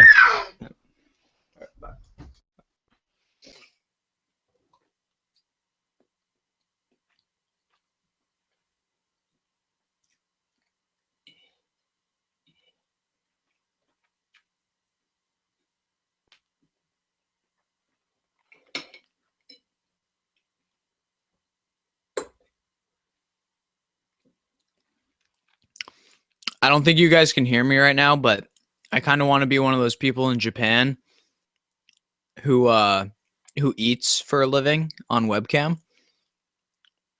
Would you subscribe to me eating on webcam for money? Commons. There are people who are into that. Listen to. It's not You could free probably for make us. some money You there. can help us cover our satellite. I could. The chip Yeah, on the right side I'm of the not into page that, at but LRN.FM. yeah, there are definitely people into that. Flaming freedom. Oh. Hey, this is the last time you're going to have to hear this shitty music. That's because I submitted a bunch of new bumpers over to Ian Freeman at the Liberty Radio Network. from which, I don't know, where we are syndicated. Whence. And we've got some sexy music coming up, so look forward to that. This is the last time. It's a little bit sad. As much as I complain about the music every week, I'm like a little bit sad that I'm going to lose it. So some of you may have noticed, we said goodbye to our guest, Chase Rachels. I'm wearing this Nazi armband on my shoulder here. It doesn't have a swastika or anything. It's just pink. But that's because I got some blood drawn at a really cool place called Magnet in San Francisco. That's because I wanted an HIV test. Do these pretty regularly. Can we talk about this? Is this okay with you, Stephen? Yeah, let's talk about it. All right. Are you going to tell us your status or? This place, negative. No, okay. As of 3 months ago, hopefully we can get that score overturned. Well, what do you mean? Because I was tested 3 months ago. I was negative, and then I was tested yesterday, and I was negative. So doesn't that mean I'm like totally negative? No. So the way that HIV tests work at these places is they give you a rapid HIV test, which it doesn't actually test for the HIV virus. It tests for indicators of the virus. Basically, it tests for antibodies that your body will produce naturally if the virus is present, and those antibodies are only produced like 3 months after you're infected with the HIV. So the rapid test will tell you if you haven't contracted HIV anywhere between the time you were born and 3 months prior. Then they also send off the blood sample to a lab which does an RNA test, which can actually detect the DNA or the DNA of the HIV virus itself, and that will tell you within 2 weeks ago if you've had the virus. So you'd go to this thing like every 3 months or so? Yeah, every 3 months I go because that's the time period. And they do other tests. They will give you on the spot treatment for chlamydia, gonorrhea, things like that. Can you get HIV through blowjobs, like 69ing and stuff like that? According to all the nurses that I've spoken with, no, you cannot. Unless you swallow the cum, right? Even if you do that, I don't think you can because the virus. It just seems impossible. The virus would be completely annihilated by the stomach acid. It's that it has to get into your bloodstream. So if you so it's pretty much a shooting up disease, right? It is a shooting up disease, but it used to be, and it probably is to some extent, an unprotected sex. In fact, one friend that I know who has HIV, he does he shoot up? No, he got it when he was at like a high school party and he was drunk and someone fucked him. Oh God! Enough that he bled, or that they like came in his ass? They probably came in him, and then that's enough. So if you swallow cum, stomach acid destroys the disease. But if someone fucks you in the ass and comes inside you, somehow it seeps in and gives you AIDS? It's all about the bloodstream and permeable membranes. So I believe the anus has permeable membranes. Right. Well, that's the argument some people use for circumcision. They're like, well, you should get circumcised because then you're less likely to contract AIDS. Because I guess it's more permeable through somebody with intact foreskin than it is through a circumcised penis. So they're saying like, oh, we should circumcise everybody in Africa because then like they're less likely to get AIDS. But that seems kind of more like an excuse to me. It seems more like an afterthought, like, oh well, justification. Maybe we should tell the people in Africa not to rape babies as a cure for AIDS, because that's not going to cure it. No. Yeah, keep trying though. No, don't. So I wanted to share some of the like reviews from this place because it bothered me a little bit. Like, this place was awesome. I loved it. Look, they're open from 10 to 6 every day except Sunday. And it's free. They've got great reviews. They'll treat you for anything totally free. Well, it's paid for by taxpayers. Right. Good point. Thank you for the correction. And that bothered me because it's like, I don't want to use this government service. But then again, it's completely different from police or bombs from the military. It's not killing brown people that I know of. And you can donate to this place, but I feel kind of silly like giving money to a place that operates on stolen money. Like, what kind of fool am I? Although I'm using their service, right? So I don't know. Well, I don't think there's anything wrong with taking advantage of a government service. In fact, stealing from the government isn't actually stealing at all. It's not immoral because the government doesn't own that. It's stolen property. But to use... I stole a bunch of condoms and lube. That was free. It's paid for. It was paid for. But yeah, this is paid for by taxes.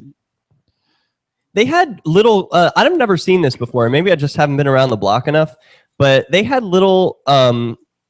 so, of course, they had like tons of little condoms that you could grab. But these I've never seen. I always see the... They're my favorite. Yeah, the crappy... The little tiny lube packets, those are popular, but they're always water-based. These are silicone-based. Finally. Silicone-based lubelets. Yeah. So for the novices, why is that better?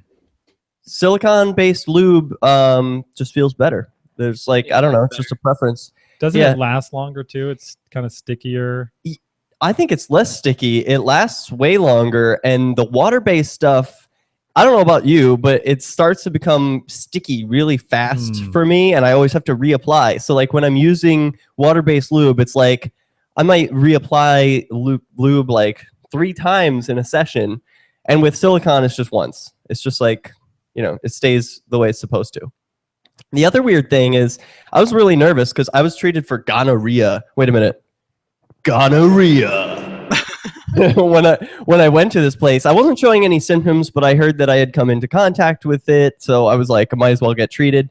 And like, this would have been terrifying and a really expensive, difficult ordeal if I had gone through. First of all, I'm in a new location, so I'm gonna have to find a new physician.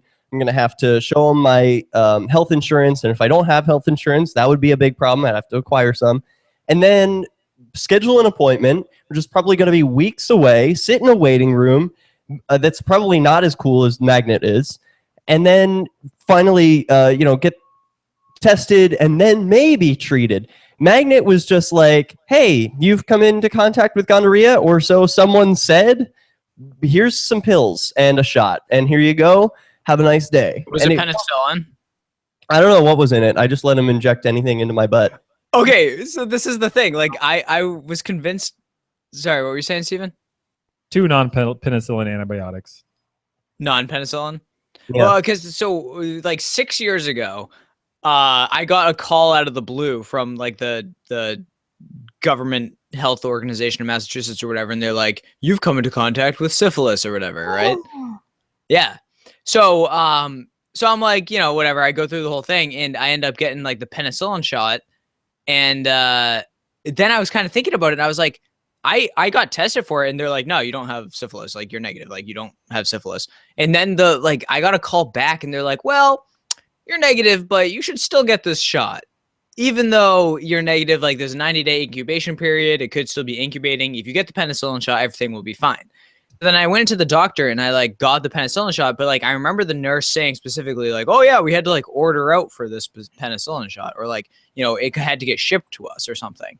And I'm like, well, wouldn't penicillin be, a normal thing to have on free That would be a normal thing to have. Sorry I cut you off. The music playing. That's okay. That was a good way to end that segment. I liked it. Actually, penicillin, it sounds to me like the state that you were dealing with is so antiquated that they're still using the low-tech antibiotic penicillin, because there are all kinds of better antibiotics. Oh, really? Yeah. Well, this was like I said, it was 6 years ago. First ever antibiotic invented. Yeah. Well, so my thing was I just figured they injected me with a tracker device at that point, but you've had that since birth. Yeah, true. No, that's why I have the gauged ears. I cut it out. You have gauged ears? Well, I mean, just slightly, not a lot, Wait, put them up close to the screen. You mean you have pierced ears? No, they are gauged. Oh, They're gauged. small gauge. It's Yeah, small. that's a... What's that kind of jewelry called? That's a gauge, right? The one kind of but it's not the circle kind, right? Well, yeah, I mean, it's a circle. This is a size 6. It's not very big. It's Oh, okay. All right. I see. Very nice. Hey, I think we got a Skype caller. Hey, thanks for calling in on a break, Nathan. You are the most pro caller into shows that I've ever heard. In fact, Nathan, I think you are a professional caller into shower. Well, before we get to that, can you tell me if my audio is okay? Your audio is decent enough that I will keep you around as a caller, but I heard you had some issues with your professional mic. What happened to that? Yeah, I had some problems with it. The cable, I was using the XLR to USB adapter cable, and the end of it kind of came apart. You should call in from your cell phone instead. Are you on a laptop mic? I am on a laptop mic. I can tell. You should try it from your phone, if you can. I don't think my phone is going to be better. It's going to have to be this or nothing. Fortunately, though... Why do you think that I'm wrong? Tell me why you think I'm wrong. Well, because I called in on my phone to Free Talk Live, and Ian said it was horrible. So, I think going from decent to horrible is not going to be a good improvement. All right, in my professional opinion. You're decent, so I appreciate it. You sound better than a phone, I'll tell you that. Decent on this show is horrible on Free Talk Live. That's true. Okay. Well, thank you for the kind words, Stephen. Yeah. Hey, you were asking about rating people on Yelp? I didn't know you could do that. Well, no, it's not on Yelp, but that's what I wanted to talk about since Stephen is in, I don't know if you actually work in Silicon Valley, but that's my mental image that I keep having of you. Yeah, I do work in, well, I think they call it Silicon City. San Francisco City, you know. Yeah, it's San Francisco. I want to be as tall as you, but that requires me standing on my toes for the whole show. There's an article that goes with this. If you search Yelp for people Kotaku, it should be the first one. Yelp for people what? Oh man, Yelp for people? It's Kotaku, Kotaku. I mean, they all kind of have the same kind of apocalyptic tone, but I thought that one was kind of the most pessimistic. Oh, okay, cool. Hey, thanks for bringing up a topic. Yeah, I was going to talk about Robert Mugabe. He was laughed at. Is he still a thing? He's still a thing. Yeah. He went before the UN this week and was like, "We don't have any gay people." Nope. Nope. Also, I just want to comment real quick for the YouTube audience. I find it disturbing that I know more about the transmissibility of HIV than anyone. Than anyone on this show. Oh, can you please please enlighten us. us? We're coming back in 3 seconds. Please hold. I'm just repeating what a silly nose told me. Ears. Visit promote.lrn.fm for a free bumper sticker, flyers, banners, graphics, and more. Promote.lrn.fm. So I don't know how many of us went to government school, but that's where I learned about HIV, so I'm assuming everything I learned is wrong. Here to enlighten us is my favorite caller in to any show, Nate the Ninja Squirrel. Hey, Nathan. Hello. How are you this fine evening? I'm doing fine, and you gentlemen? I think I'm not supposed to ask that. Isn't that unprofessional of show hosts? Screw you. I don't care how you're doing. What's your topic? Okay, my topic is rating people and why it's the end of the world. Okay, rating people. And you sent us a link to Kotaku. Yelp for people is a horrible idea that won't go anywhere. Why do they think it won't go anywhere? I think it would. I want to rate. I think it could go somewhere, but I guess my concerns are technical, but the concerns with that article are, I guess, moral. Is that the right word? I mean, if you just scroll down, it'll say things like, "This is going to be terrible. It'll unleash a huge storm of rage and it's probably because bullying." an asshat wrote the article and they're afraid what people are going to say about them. It will unleash a huge storm of people trying to better themselves so that others will like them. Okay, so as I understand it, the idea of the app is to give, similar to Yelp, you would be rating people, and you would be rating them on one of 3 categories: personal, professional, or romantic. And I guess it would be like 1 out of 5 stars. Hey, romantic? That's pretty cool. You could rate your past partners. You better have a good breakup. Well, it says there'll be a waiting period of like 2 days or something. Oh, yeah, I'm sure they'll blow off a lot of steam in 2 days. Well, I guess, I don't know if you can like respond or contest the ratings or how that's going to work. Yeah. But you're an ass. No, I'm not. Well, that's the other thing. You see, this is my problem with it. I wonder if it might not just turn into a popularity contest. Like, let's say that there's a popular person who does something wrong. Aren't they just going to get a lot of good ratings from people anyway? You know, like that's the market. Right. So I guess I'm asking, like, how does this app do something that's not already being done by people just talking and being people? I think because it gives people a place to expose information. For example, you brought up the cult with which I'm living in your chat session to me before calling in, and it's true. I would love to rate Mama Satoy, the cult leader, on this Yelp for people and let people know, like, yeah, he's pretty awesome. You know, Stanford, he probably is professionally really great, but like in this respect, man, what an authoritarian weirdo to make all these rules for his house and to market on Craigslist this way. So would that be personal? Revolution? Yeah, it would be personal, not professional. You know, because professionally, I've got no comment about it. Maybe he's great, you know, but it would be like an example for like Mark Karpelis, the CEO of Mt. Gox. Yeah, which people mistakenly refer to him as the CEO of Bitcoin. But it's like, professionally, he would be rated a total ass. He would get a 0. But then maybe he's really nice with his cat. He takes a lot of pictures of his cat and posts those to Twitter. So maybe personally, he's really nice. I just feel like more information about people in the world is good. How many people have you met in your life where you're like, oh, I just met this person, they're really awesome, I can't wait to learn more about them and grow our relationship? Well, wouldn't it be nice if there was a website you could go to and learn what other people thought about this person and their past experiences? I want more information. What do you think, Stephen? Do you think people could be unfairly punished in this kind of, because I think that article that I was talking about from Kotaku, I think the only real grain of truth in it was when I talked about the cyberbullying or whatever. Like, and I'm just phrasing it in terms of, what if a bunch of people just decide to like destroy your reputation or whatever? Well, I think it depends. It depends on the context. Like, there's probably going to be a bunch of different apps, and the user base for each of the apps will be different. Like, I don't do Reddit. I think a lot of people on Reddit are ridiculous, and I don't really take their comments all that seriously. But there are other spaces on the internet where I do take people's comments seriously.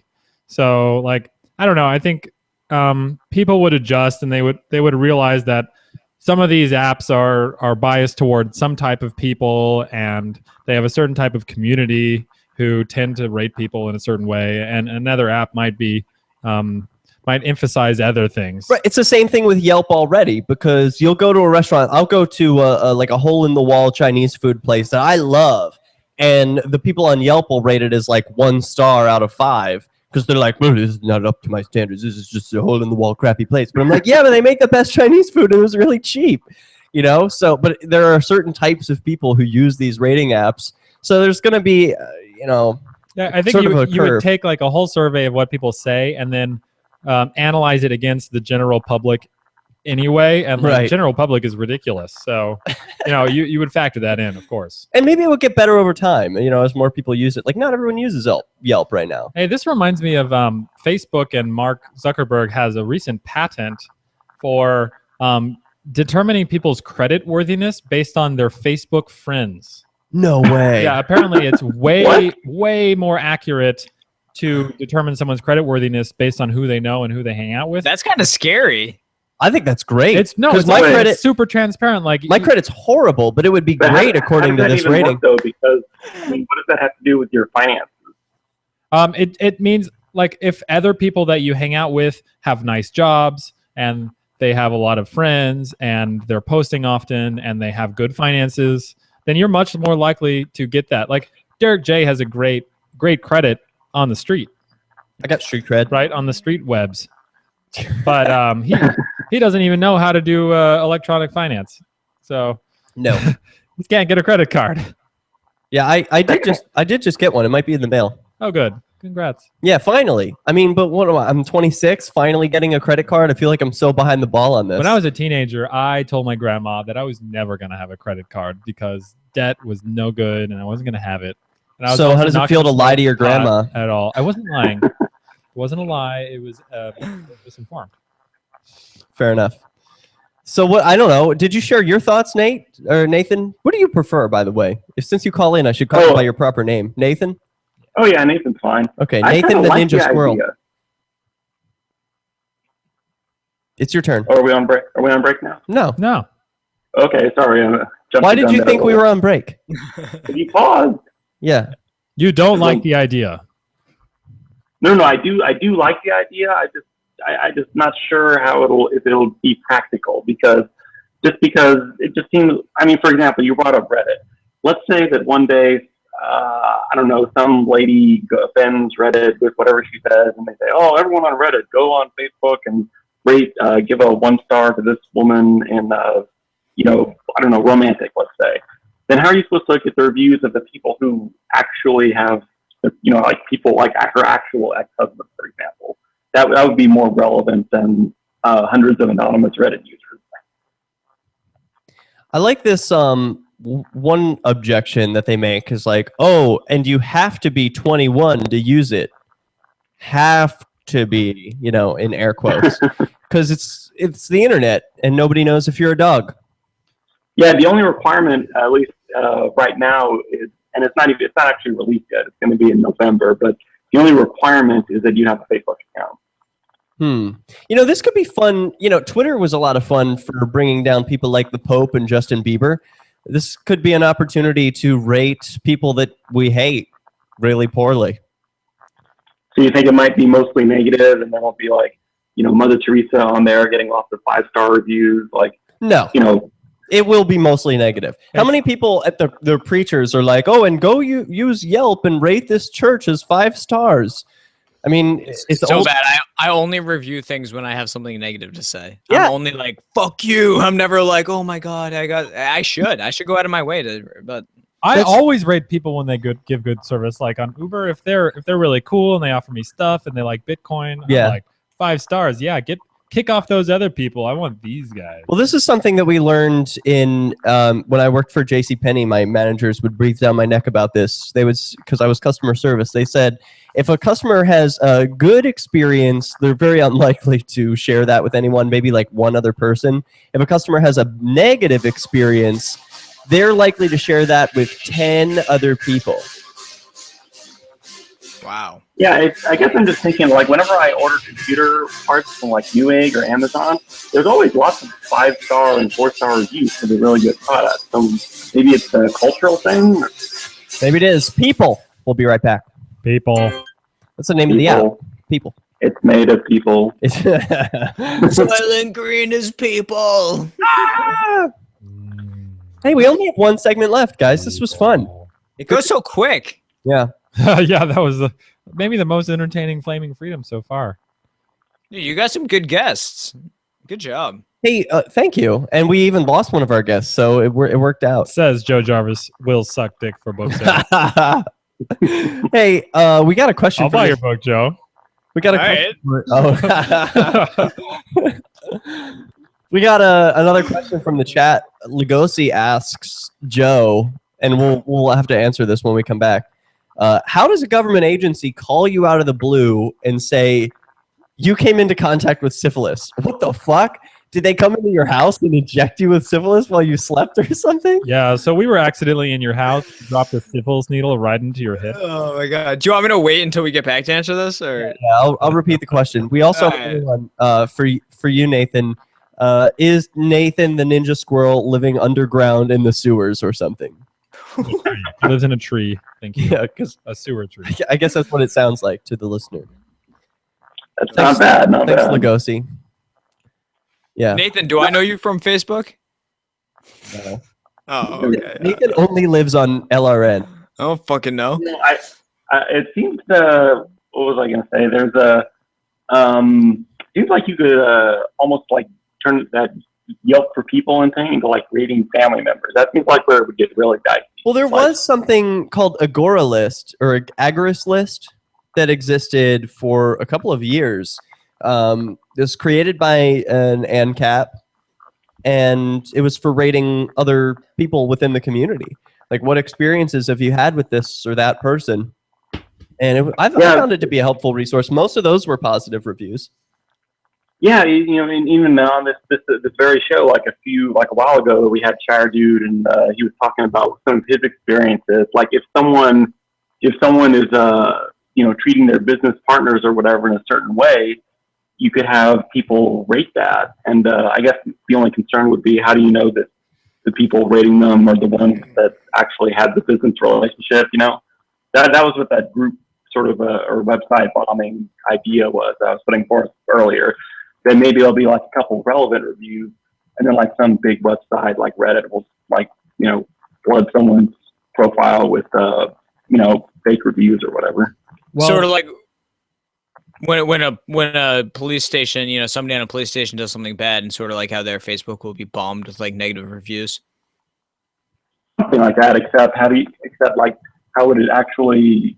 Would you like get your loyal followers to counter Facebook bomb them, or Yeah, I'm trying to have that happen to that guy. I want his Twitter account.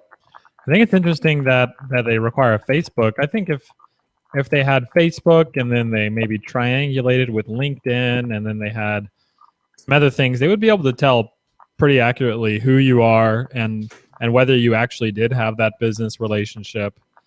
And so like maybe require that you be a Facebook friend with a romantic partner. Yeah, or like even require that you had been in a relationship according to Facebook.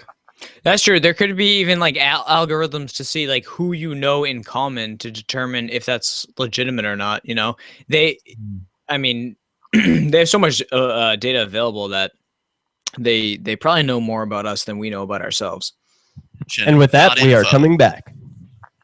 The Liberty Radio Network, broadcasting the latest liberty-oriented audio content 24 hours a day at LRN.FM.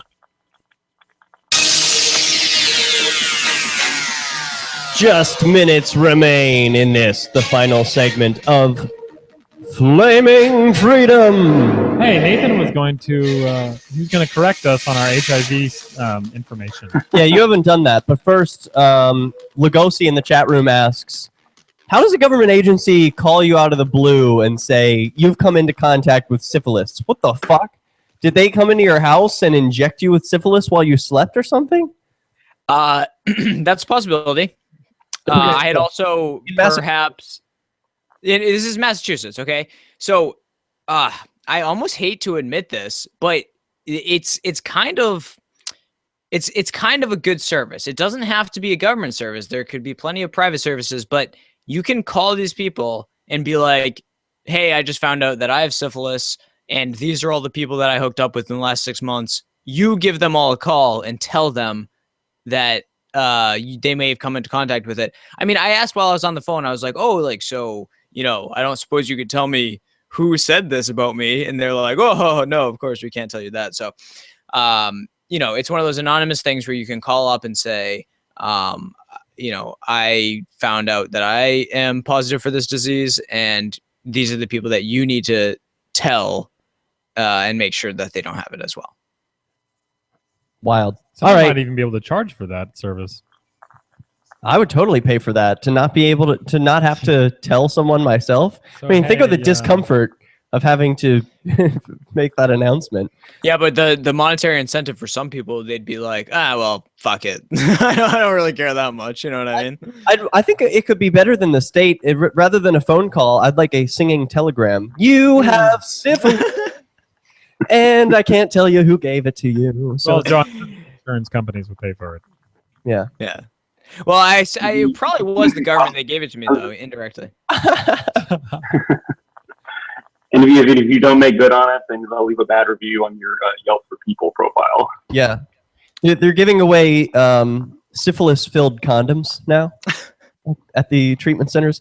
Hey, so Nate, speaking of treatment centers, why are we wrong about HIV? It's really transmitted through kissing? No, I wasn't going to. I didn't say you were wrong. I said it's surprising me that I knew more about it than apparently you did, because Stephen was explaining the fact that it's a bloodborne bloodborne transmission. So well, I was just told if you have gay sex, you have AIDS. You have AIDS, yeah. That's pretty much what my health class was like. But is it not a blood-borne transmission? It is. I was just surprised that you, like, all of you didn't have encyclopedic knowledge of, like, at least a Wikipedia article or something, because it says it on there. Well, it's kind of negative. I don't want to read about that on Wikipedia. Is the thing about ass sex that you are coming into contact with the blood, like the infection is in your semen, and there is things being opened up during as sex that makes your blood come into contact. What? There shouldn't be blood. No. I guess sometimes it's possible. Micro fissions, sort of thing. Yeah. Use lube. Use silicone lube. It's free. It's paid for. I mean, speaking of gay people and ass sex, let's laugh at Robert Mugabe a little bit. Yeah, what a fool. He's still around, and he's telling the UN, like, those people matter. The Zimbabwe doesn't have any gay people. He just told the General Assembly, we are not gays. We are not gays. No. So I guess my first question would be, why does he? Well, like, why is this an issue? Like, why does he want to talk about this? I don't know. Yeah, why is he so defensive? Because in 2006, what does he have to hide? The government made it illegal for two people of the same sex to kiss, hug, or hold hands. What? Hugging? Come on. It's not Hugging. even gay. You can't do it. Hugging's not even gay. He's 91 years old. You know, He's in gonna some die European soon. countries, it's considered polite to kiss your friend on the lip, or not on the lip, but like on the cheek when you meet. If I don't get a blowjob when I meet, that's impolite. Yeah, how rude. Excuse me. I've just dropped my pants for you. So he says, Robert Mugabe used the United Nations podium on Monday evening to attack homosexuality in front of the Genital Assembly. Deviating from his prepared remarks, the 91-year-old leader of Zimbabwe, he looks good for 91, I'm going to be honest. Hey, you ever need a blowjob, Robert Mugabe? Call into Flaming Freedom. Joe Jarvis has a book to sell you. Mr. Mugabe made the comment, which was greeted by laughter from the audience, as it well deserved. And he was criticized as Western nations double standards and attempt to prescribe new rights that are contrary to values, norms, traditions, and beliefs. He has one of the worst LGBT records on the African continent, and I would argue the world. And in 2013, he described homosexuals as, quote, worse than pigs, goats, and birds. Yeah, maybe worse than birds. No, birds aren't bad at all. Yeah, What- birds are great. Yeah. Gays Oh, type, yeah. oh, got it. Okay, yeah, they're really high up on the list. Yeah, so Yeah. maybe we're worse than birds. I got it. Yeah. In his speech, He's fair. he's been in power since 1987. He claimed the UN Human Rights Charter did not give states the right to what? The right to some to sit in judgment over others. And that You can't judge us. what the hell is he there for? He's out there judging. This man is confused. He's senile. I love this about like the UN is it's really just. Did you ever see the movie like 12 Grumpy Old Men? 12 Angry Men. 12 Angry Men or whatever it is. The movies. Yeah. So I'm thinking like this is just a group of senile people who get together. It's a geriatric club, and they spout their nonsense at each other. So let's see this followed up. We equally reject attempts to prescribe new rights that are contrary to our values. Quote, we are not gays. Cooperation and respect for each other will advance the cause of human rights worldwide. He's so Except confused. for gays. Except for gays. Confrontation, vilification, and double standards will not. So, all right. Ooh, he said double standards in the same sentence that he like condemned an entire group. Yes. He's like, well, these guys suck, but if you have double standards and everybody deserves like equal rights. This guy is talking. This guy's got such triple nonsense. standards. Yeah. Mugabe's remarks followed decades of state-sanctioned persecution against homosexuality, with male same-sex activity remaining illegal. Just male? Yeah. That's weird. They love lesbians. Like lesbians are fine. Yeah. Okay. Yeah. Don't get rid of that, please. Oh, dear. So, a Pew survey in 2013 of the African continent, with the notable exception of South Africans, are overwhelmingly intolerant of gay men and women. So, how about that? Africa. Did we ask the guys in Ghana last week about that? Yeah, we did. Well, I don't know. I asked them before they came on. I was like, this is a gay program, and we are on in Africa. So is that a problem? And they were like, no, that's cool. Hey, we'll be on. It's fine. So maybe it's an issue of like, come on, send us Bitcoin. Yeah, they were like, we'll take your Bitcoins. That's fine. Bitcoins are fine with me. I think that is how gay people have gotten a lot of acceptance in the market, really. It's just through having money. Like, gays spend money and people market to us. That was like the Booker T. Washington versus W.E.B. Du Bois thing, right? Where Booker T. Washington was saying that, after the Civil War and everything, that black people from the South should work their way up, farm, become economically independent, and prove themselves in the marketplace. And then W.B. Du Bois was saying, oh, no, we need like legislation to do it. And I'm kind of the Booker T. Washington guy in the gay movement, right? And we're actually on in Africa. So if you're listening out there, I don't know, go be gay. Though I think we probably should have given the land that the slaves were homesteading to the slaves themselves instead of back to the plantation owners. That would be nice. Yeah, or I mean, maybe even today they could give it to some descendants. You're not responsible for your grandfather's crimes. Come on. Hey, but we got to get the land out of the government's hands one way or another. Is it government land? The Trojan horse. Yeah. I mean, like 1/3 of the land in the United States is government owned. Oh yeah, give that. Well, maybe Native American tribes. Anyone, as well. any excuse. Yeah. Get rid of it, right? We are running out of time. I want to make sure that we have time to plug Joe Jarvis's excellent book, Anarchy in New England. You can get it free this week only because it's Banned Books Week. So hurry up. There's only 2 days left in the week. Where can people find that, Joe? Yeah, free ebook, guys. If you go to joejarvis.me, it's there. Amazon.com, search Anarchy in New England. You can find me on Facebook. Add me on Facebook. Add me on Instagram, Joe Jarvis me. Add me on Twitter. All these things. Come on. It's 2015. And I am at freetalksf.com. You can find me tomorrow morning, 7:30 a.m. Pacific time. We'll be talking about freedom, empathy, and independence for San Francisco. And I just did a bunch of updates at my website, thederrickj.com. Go over there and see clips from Free Talk Live, Freedom Fiends, Pop Block Radio, and of course, Flaming Freedom. We'll see you here same time next week. Peace. We're being attacked. Yeah, and love, yes. That was fun.